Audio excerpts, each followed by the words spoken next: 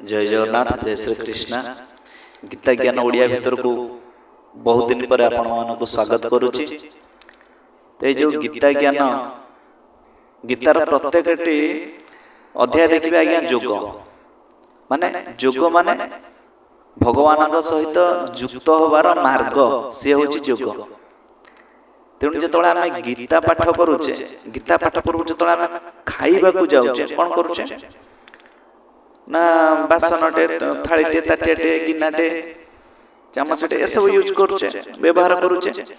तो खाइबा पूर्व कौन होचे ना भात डालमा भजा जहाँ सब करुचे कि पनीपरिया नहीं आसुचे पनीपरिया नहीं आसला पर से खाली से पकई दौचे कटाकटी करुचे विभिन्न प्रकार प्रोसेस था से प्रोसेस गुड़िक होती कौन ना जोग भगवान सहित के भाव में युक्त है आम प्रोसेसटा हूँ ये हूँ गोटे गोटे जोग। तेणु यार भीतर देखा गले आमको कौन करने को हुए ना करन्यास अच्छी हृदयन्यास करन्यास गोटे हूँ माने कर माने हाथ कर माने हाथ हृदयन्यास हृदय न्यास माने लगेगा भगवान सेवार प्रीति अर्थे पत्रम पुष्पम फलम तोयम पत्र फूल फल जल ये सब भगवान को समर्पण करा जाए।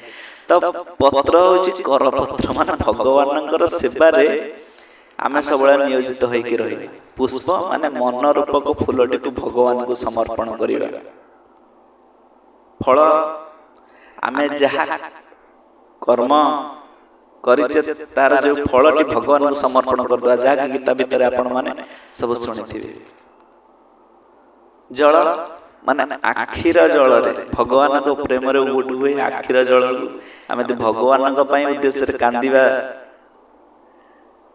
ताहले से जलटी को भी भगवान ग्रहण करते नले एभली भाव में देखिले कौन हम ना पत्र दुब बरकली पत्र पूजार लगुच फूल विभिन्न प्रकार फूल लगुच फल सेव अंगूर सब लगुच जल ये आम ट्यूबवेल मोड़ी दौचे जल आनिक पूजार लगुचे से भी बुझीपारती कि आउ कि लोक कहती यही सब कथा आम भगवान कार्य निजक नियोजित करवा भगवान हृदय बसैबा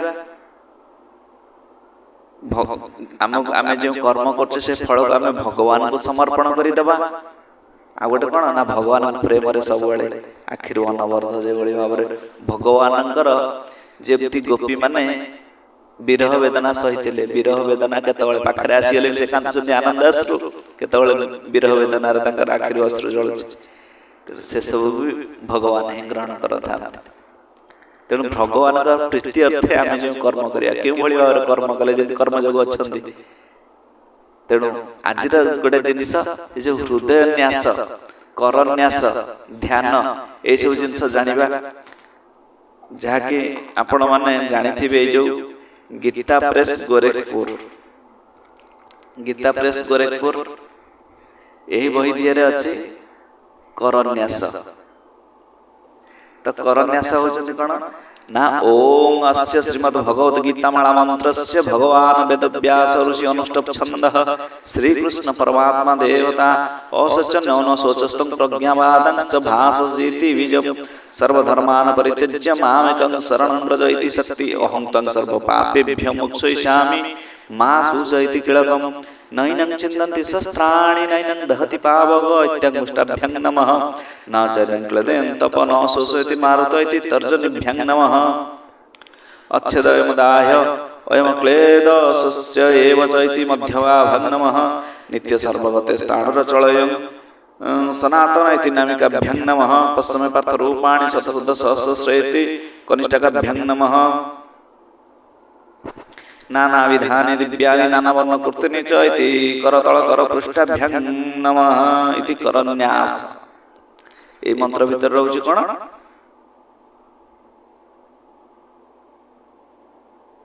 वृद्धांगुली आमर जो तर्जनी मध्यमा अनामिका कनिष्ठा ये सब आमर करन्यास करुचे ता मध्य करतल कर पृष्ठाभ्यां नमः ଆଉ ହୃଦୟ ନ୍ୟାସ, ହୃଦୟକୁ ପୁଣି ଆମେ ନ୍ୟାସ କରିବା କିଭଳି ଭାବରେ ନୈନଂ ଚିନ୍ନନ୍ତି ଶସ୍ତ୍ରାଣି ନୈନଂ ଦହତି ପାବକା ଇତି ହୃଦୟାୟ ନମଃ ନ ଚୈନଂ କ୍ଲେଦନ୍ତବ ନ ଶୋଷୟତି ମାରୁତ ଇତି ଶିରସେ ସ୍ୱାହା अच्छेदयम दाह्यम क्लेद सस्यैव चैति शिक्षाएव नित्य सर्वगत स्नान सळेन सनातन इति कवचाय हम पश्चिमे पार्थ रूपाणि शतशोध सहस्रस्र इति नेत्राय वसु नाना विधाने दिव्यानि नाना वर्ण कृत्य निचयति अस्त्राय श्रीकृष्ण पित्यार्थे पाठे विनियोग तापर ध्यान श्लोक अछंती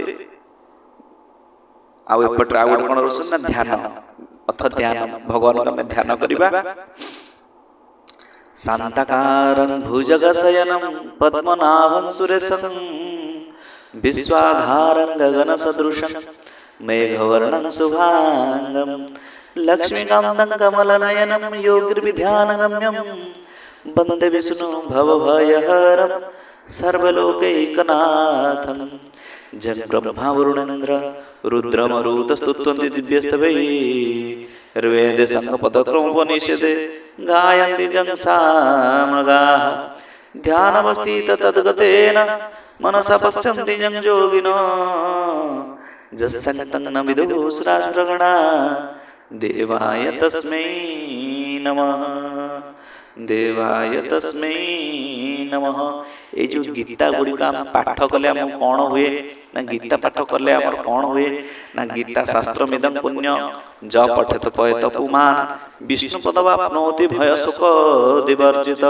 जदि आम गीता को पाठ करुथिबा ताहाले कौन हम ना विष्णुकर पदारविंद रे आम भय शोक आम पाखरे आ कोनोसी भय शोक मोह नथिबा विष्णुकर पदारविंद रे आम चरणाश्रित हो पारिबा विष्णुकर पदारविंद को आम लाभ कर विष्णुकर सेवार आम नियोजित हो पारिबा। आ कोन ना गीताधन्यशलस्य गीताध्ययनशीलस्य प्राणायाम परस्य च नैव सन्ति हि पापानि पूर्वजन्म कृतानि च।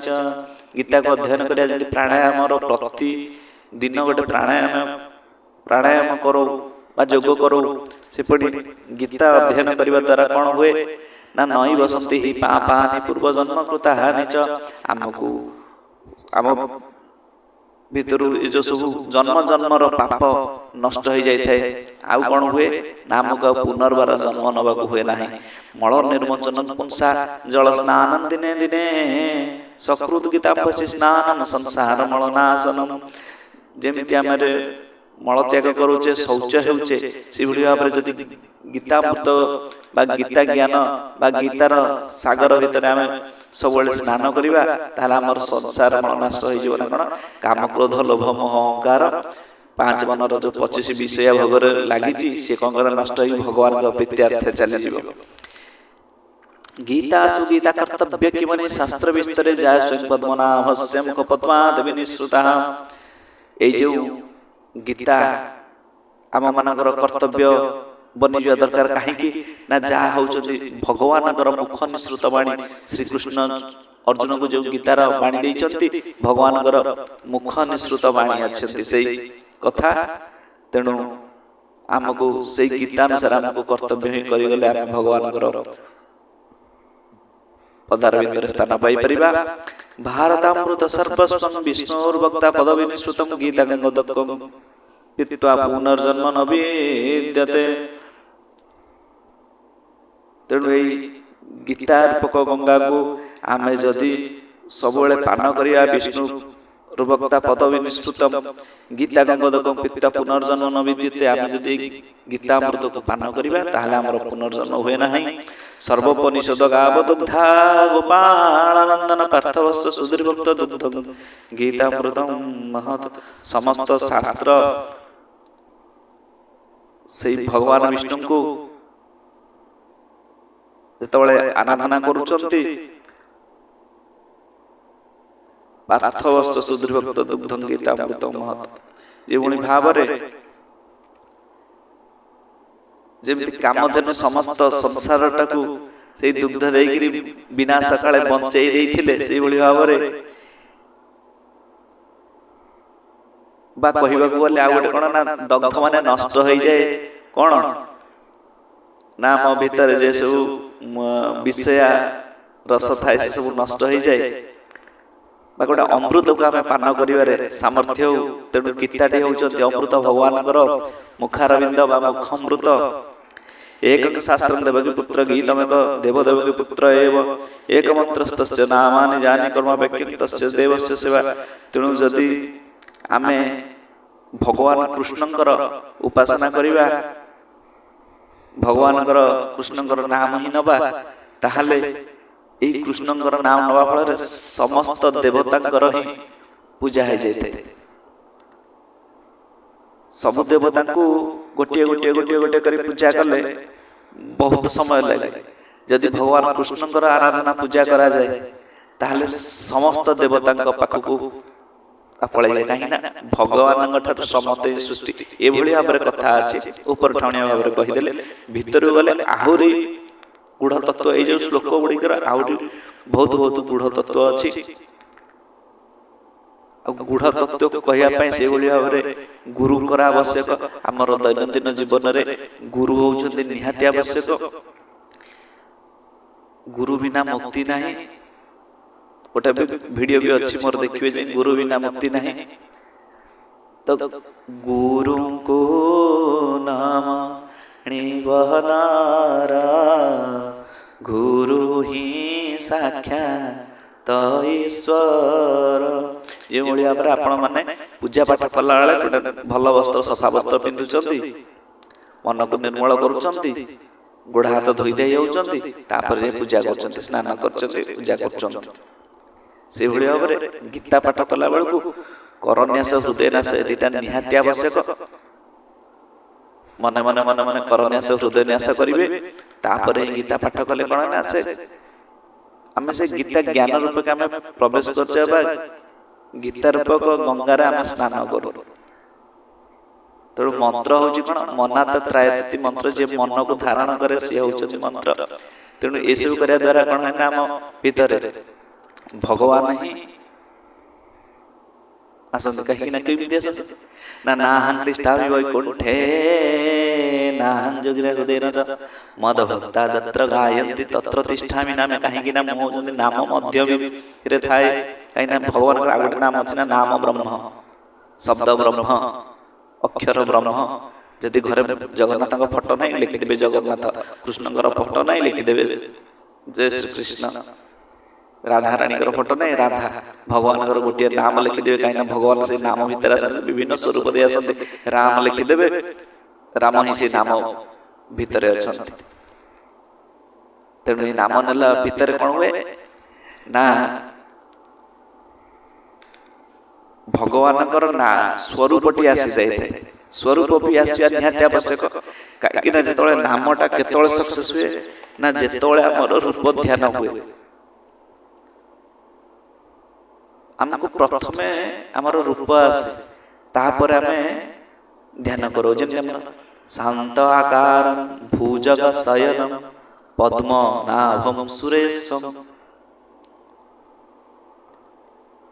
ତେଣୁ ସେଇଭଳି ଭାବରେ ଦେଖିବାକୁ ଗଲେ ଯଦି ଆମେ ଏତେ ଶ୍ଲୋକ କଥା ଛାଡ଼ି ଦିଅନ୍ତୁ, ଆମର ଦେଖିବାକୁ ଗଲେ କ'ଣ ନା ଯେମିତି ଆମେ ରାଧା ନେଉଛେ ରାଧେ ରାଧେ ରାଧେ ରାଧେ, ତ ରାଧାରାଣୀଙ୍କର ସ୍ୱରୂପ ବା ପ୍ରତିଛବି ଆସିବା ଦରକାର ନା। ତାଙ୍କୁ କ'ଣ ଆମେ ଦେଖିଛେ ନା ତାଙ୍କର ପ୍ରତିଛବି ଆସିବ?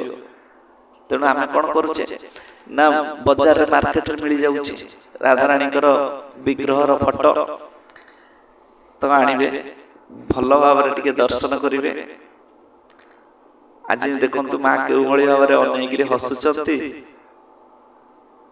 ଭଗବାନ କୃଷ୍ଣ ସେଠି ବଂଶୀ ବାଦନ କରି ରାଧାରାଣୀକୁ ଚାହିଁଛନ୍ତି, ରାଧାରାଣୀ ମତେ ଅନେଇଛନ୍ତି ବା ଆମକୁ ଅନେଇଛନ୍ତି। ତ ଏଇ ଗୋଟେ ସୁନ୍ଦର ଦୃଶ୍ୟ।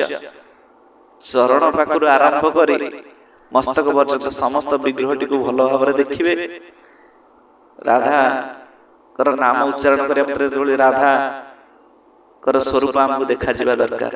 ସେଇଭଳି ଭାବରେ କୃଷ୍ଣଙ୍କର ଯେତେବେଳେ ଆସେ ସେଇଭଳି ଭାବରେ କୃଷ୍ଣଙ୍କର ହିଁ ମୁଖମଣ୍ଡଳ ଯେମିତି ଦେଖାଯାଉଥାଏ। କାହିଁକି ନା ଆମେ ଯେତେବେଳେ ଘରେ ବାପାଙ୍କ କଥା ମନେ ପଡୁଛି, ମା କଥା ମନେ ପଡୁଛି, ପିଲା ଛୁଆଙ୍କ କଥା ମନେ ପଡୁଛି, ଭାଇ ବନ୍ଧୁ ସ୍ତ୍ରୀ ଯେତେ ଲୋକଙ୍କର କଥା ମନେ ପଡ଼େ ତ ସେମାନଙ୍କ ପ୍ରତିଛବି ସର୍ବପ୍ରଥମେ ଆଖି ଆଗକୁ ମାନସ ପଟରେ ଆସେ। ସେମିତି ଭାବରେ ଭଗବାନଙ୍କର ନାମ ନେଲା ଭିତରେ ସବୁକିଛି ଯେମିତି ଆମର ମାନସ ପଟରେ ଆସିବା ଦରକାର, ପ୍ରଭୁଙ୍କର ସ୍ୱରୂପ ଯେମିତି ଭାବରେ ଆସିବା ଦରକାର। ତାହେଲେ କ'ଣ ହୁଏ ନା ନାମ ଆମ ଭିତରେ ଗୋଟେ କମ୍ପନ ସୃଷ୍ଟି କରେ, ଗୋଟେ ଆଧ୍ୟାତ୍ମିକ ବାତାବରଣ ସୃଷ୍ଟି କରେ ବା ଆମର ଜୀବନ ଧନ୍ୟ ହୋଇଯାଏ ରୂପ ଧ୍ୟାନ ଭିତର ଦେଇକିରି।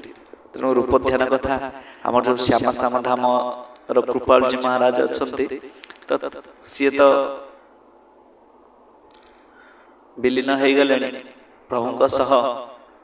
କାହିଁକିନା ସେ ଯେଉଁ ରାଧାଙ୍କର ଭାବ ମାଧୁର୍ଯ୍ୟ କଥା ଯେଉଁ ଅନ୍ୟମାନଙ୍କୁ ଶିକ୍ଷା ଦେଇଛନ୍ତି, ସେତିକି ତାଙ୍କ ଭିତରେ ସେତିକି ପ୍ରେମ ନ ଆସିଥିଲେ ସେ ଦେଇପାରିନଥା। ତାଙ୍କର ଶିଷ୍ୟମାନେ ବର୍ତ୍ତମାନ ଶିଷ୍ୟ ଶିଷ୍ୟମାନେ ସବୁ ଦେଉଛନ୍ତି, ଆପଣ ଟିଭିରେ ଦେଖିଥିବେ।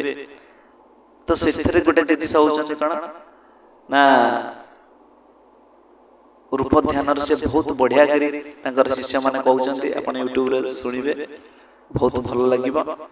ତେଣୁ ରୂପ ଧ୍ୟାନଟା କେଉଁଭଳି ଭାବରେ ହେବା ଦରକାର, ଉଚ୍ଚ କୋଟିର ରୂପ ଧ୍ୟାନ। ତାହା ସହିତ ଯଦି ମନ ଲାଗୁନି, ପାଖରେ ଗୋଟେ ଓମ୍ ଧ୍ୱନି ଲଗେଇଦେବେ, ଭଗବାନଙ୍କର ସ୍ୱରୂପକୁ ଭଲ ଭାବରେ ଆପାଦ ମସ୍ତକ ମାନେ ପାଦଠାରୁ ମୁଣ୍ଡ ପର୍ଯ୍ୟନ୍ତ ଟୋଟାଲି ଭାବରେ ଦର୍ଶନ କରି ବାରମ୍ବାର ଭଗବାନଙ୍କ ନାମ ନେବା ସହିତ ଦର୍ଶନ କରୁଥିବେ। ଆଉ ଧୀରେ ଧୀରେ କ'ଣ ହେବ ନା ସେ ଏଇ ଯେଉଁ ନାମଟା ଧୀରେ ଧୀରେ ସ୍ୱରୂପକୁ ଦେଖିବାରେ ଲାଗିଯିବ। ଆଉ ସ୍ୱରୂପକୁ ଦେଖିବା ମାତ୍ରରେ ହିଁ ଭଗବାନଙ୍କ ପ୍ରତି ଗୋଟେ ଅଦ୍ଭୁତ ପ୍ରକାର ଭଲ ପାଇବା ଆସିବ। ତାପରେ ଆପଣ ଗୀତା ପଢ଼ନ୍ତୁ, ଭାଗବତ ପଢ଼ନ୍ତୁ, କି ଭଗବାନଙ୍କର ଯେକୌଣସି କଥା ଶ୍ରବଣ କରନ୍ତୁ ନା କାହିଁକି, ମନ ଲାଗିଯିବ ପ୍ରଭୁଙ୍କ ପାଖରେ। ଧୀରେ ଧୀରେ ହେଇ କେତେବେଳେ ଯେ ଆମେ ପ୍ରଭୁଙ୍କର ସମ୍ପୂର୍ଣ୍ଣ ଭାବରେ ଶରଣାଗତ ହୋଇଯାଇଥିବା ତାହା ଆମ୍ଭେମାନେ ବି ଜାଣିନଥିବା। ତେଣୁ ଆସନ୍ତୁ ରୂପ ଧ୍ୟାନ ନାମ ଧ୍ୟାନ ଭିତର ଦେଇକି ଆମେ ଗୀତା ଭାଗବତକୁ ପାଠ କରିବା, ଜୀବନକୁ ସୁଖମୟ କରି ଗଢ଼ି ତୋଳିବା। ଯଦି এই ଚ୍ୟାନେଲ ଭିତରକୁ ନୂଆ ଆସୁଛନ୍ତି ତାହେଲେ ଚ୍ୟାନେଲଟିକୁ ଟିକେ ସବସ୍କ୍ରାଇବ୍ କରନ୍ତୁ। କାହିଁକି ନା ଏଥିରେ ମୁଁ ତ ସବୁବେଳେ କହୁଦେଉଛି, ଶୁଣି ଦେଉଛି ମୋ କାନ ଦିଟା, କିନ୍ତୁ ଯେ ପ୍ରଭୁଙ୍କର ନାମଟା ଶୁଣେ ତାର ବି ଉଦ୍ଧାର ହେଇଯାଇଛି। କୁହେ ଗୀତା ଯିଏ କୁହନ୍ତି ଶୁଣନ୍ତି ବା ଭାଗବତ ଭଗବାନଙ୍କର କଥା ଯିଏ କୁହନ୍ତି ଶୁଣନ୍ତି ମନେ ମନେ ଗାଆନ୍ତି, ତ ସେମାନଙ୍କର ଉଦ୍ଧାର ହେଇଯାଇଥାଏ। ତେଣୁ ସମସ୍ତଙ୍କର ମଙ୍ଗଳ କାମନା କରିବା ପ୍ରଭୁଙ୍କ ପାଖରେ, ସମସ୍ତେ ଭଗବତ ପ୍ରେମରେ ନିଜକୁ ଗଢ଼ି ତୋଳିବା ଭଗବାନଙ୍କ ପ୍ରେମ ଭିତର ଦେଇକିରି। ଆଜି ପାଇଁ ଏଇ କଥାଟିକୁ ଏଇଠି ରଖୁଛି। ଜୟ ଜଗନ୍ନାଥ, ଜୟ ଶ୍ରୀ ରାଧେ ଶ୍ୟାମ।